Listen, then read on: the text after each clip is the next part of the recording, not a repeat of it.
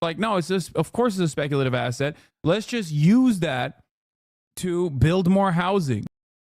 If you treat housing like a speculative asset, one that also must be protected because it's also shelter and people need that, then you arrive at this issue where housing prices have to always go up because that's how your nest egg goes up. That's how you generate more, that's how you increase your net worth. That's how the average person increases their net worth. I don't know, Hasan. Maybe talk to and look at the Canadian chatters. Wait, what? Canada has a lot of Crown-owned land and removing restriction to protected land. Wait, what? Thank you. Listening to this idiot, I regret not abandoning Europe and moving to Canada if they truly implemented socialist stuff. I still don't know what this guy believes, only what he disagrees with. I can tell you what he believes. Conservatives will always tell you what they believe. They believe in all of the awful things that are happening right now, accelerated. What is this? Don't people like it when things are cheaper? Chinese President Xi Jinping reportedly asked his advisors, we're in a very strange world where Xi Jinping embraces deflation as the consequence of higher productivity technologies, while the West has spent 15 years pumping more money into the system precisely to prevent it, thereby creating a form of welfare for wealthy asset owners. The rapid growth of the second industrial revolution went hand in hand with a good form of deflation. When markets are functioning well and competition is very strong, deflation can happen. Chinese communists know this, but the European and U.S. pro-market right seemingly don't. Yeah, I mean, the real people that hate deflation are people who are constantly seeking out more profit. People who are not necessarily wage laborers themselves, but capital owners. People who want to continue generating wealth off of the pre-existing capital that they have. If they have assets, then yes, of course they hate that. Shipped to Canada and sort of left me open-mouthed in amazement at our dismal condition. So from what I've been able to understand... Oh, I keep going back to the wrong thing. Yeah, look, I think the solution to the housing crisis is decommodifying housing. I know, that sounds like a crazy anti-capitalist take. I understand that. And I myself am saying that as a house owner, okay? I do not care if the price of the house that I am inside of deflates or perishes. I do not care if there are strenuous legal hurdles that are placed upon me when I want to sell this home or am no longer even able to sell this home for an extended period of time to continue living in this home, because I see this as shelter. That is the reason why I have this house, shelter for myself and my family. I think it's very stupid that we've designed the system initially to make sure that people could have ease of access to home ownership.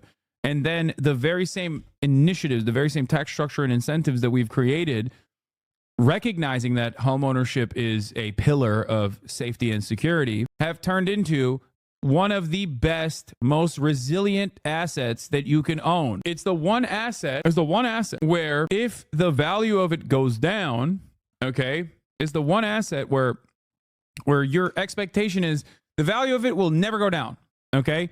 Never. Unless there is a massive, massive economic crisis like the 2008 bubble. That's it. Outside of that, the expectation is it's always going to go up. It has to go up. Nobody actually treats it like a speculative asset. Because if it was actually treated like a speculative asset, then yeah, sometimes you're going to lose out on that gamble, okay?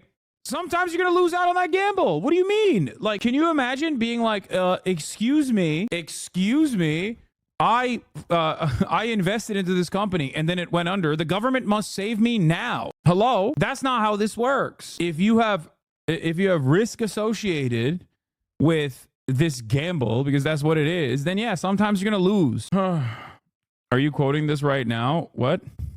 Okay, I'm not quoting this right now. I also believe it firmly. Yes, houses are for living in, not for speculation. Xi Jinping, president of China and general secretary of the Communist Party of China. I've been told by realtors in Vancouver that the rule in Vancouver is Vancouver prices will never go down. That's how they operate. The reason for that is because construction cannot possibly compete with demand right now. Okay, here's also another problem here. Here's also another problem with this mentality. There is some truth to it because land is finite, okay? There is not infinite land. Now, it might as well be treated as though there's infinite land with the amount of people that we have, with the density, the urban housing density that we currently have. It might as well be infinite. You could put every single person on the planet right now into the state of Texas if the Texas housing density was similar to Manhattan. So technically, there virtually is an infinite amount of land. Now, obviously, that would be, insane. Texas is ginormous. But my point is, there is already a finite amount of land, especially land where people are living or people want to live. So that's automatically baked into the system. A competent government is supposed to work against that, not consistently prop that up. Anyway. So completely incompetent when it comes to politics. They're going to have to start to fight for the policies that are good for their workers more aggressively. And I've said that to them. They need to fire their incompetent lobbyists and actually go to the people and make the arguments. So are you saying there's a truth to the supply problem? No, the truth to the supply problem is that there is a finite amount of land. So a competent government is supposed to be working against that with construction, with opening up additional units, with finding a better way to increase the housing unit that is readily available. This is one area where I do agree with the Yimbys on. But the other problem is that they cannot do it they cannot do it in a way that like still suits the interests of profit seekers, capital owners in general.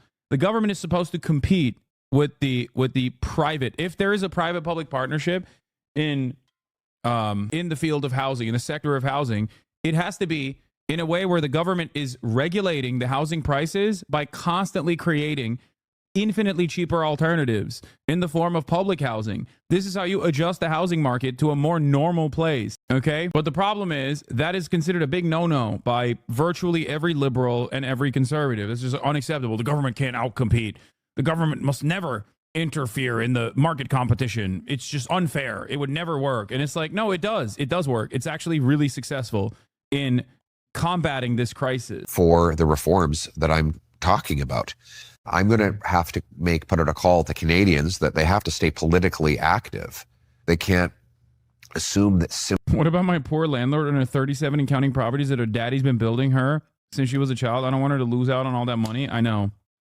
I feel bad for that person, but they're going to need to, I guess, not take a vacation to the Alps this time of the year for once. You know what I mean? They're going to have to do a little bit of belt tightening.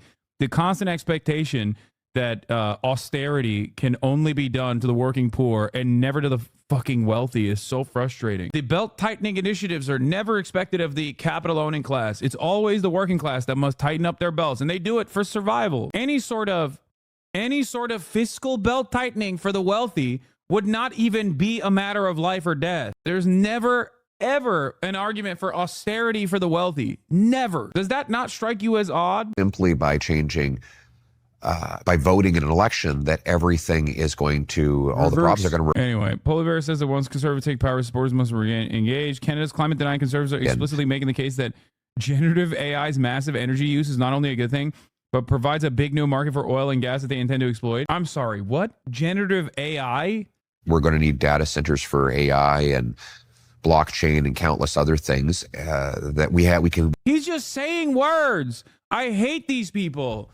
This is one of the worst aspects of the financialization of the global economy and what Silicon Valley has brought about to the rest of the planet. The idea that you can just like say buzzwords and people go, ooh, that's cool. I don't really fully understand it. Like, what do you mean blockchains and generative AI? What are you talking? Elaborate, please. What do you mean by that? The idea that like generative AI is going to ultimately displace the majority of the workforce. Like the generative AI is going to be doing the extraction of natural resources. So unimaginably stupid as it stands. Maybe down the line, but right now, and I repeat this over and over again, and people get very mad at me for saying this because there's a lot of AI truthers in here. Okay. As it stands, generative AI can only be used in instances where it's not supposed to be correct. Okay. You can use it for the lavender targeting structure. When you are trying to create new viable targets like Israel does. You can use it for claims denial, like what Brian Thompson was doing at United Healthcare before his claim was denied. Okay? You can't, as it stands, utilize AI in an instance where you need it to be correct. Okay? You need it to be 100% accurate. Or even, I guess, 99% accurate. You can use it as a way to displace certain aspects of the of certain aspects of commodity production that don't have to be correct at all. You can use it in a way where you can displace workers that engage in basically the worst aspects of capitalism. But you can't actually use AI to displace people that are building cars or, extracting natural resources from the ground. For now, they're going to Photoshop generative AI, a Doge building and a house, and the boomers will be floored. We have the energy. Is your assumption it's already peaked or something? No, my assumption is not that it's already peaked. Also, he also said blockchain, which is, okay, so we're just going to have a universal ledger system. Like for what? For what exactly? Unless you're just simply saying blockchain because you know it's a buzzword, that doesn't fit into this argument at all. Energy for it takes tremendous amount of energy to Right. power these data centers. Apparently, a Chat GPT inquiry is 10 times more energy intensive than a Google inquiry. But That's for sure. but we could be powering these data centers with Canadian natural gas generators, with nuclear. We have the biggest supply of uranium. We invented the can. It's so funny. It's so funny to me that these guys, like people who are pro-capital, are basically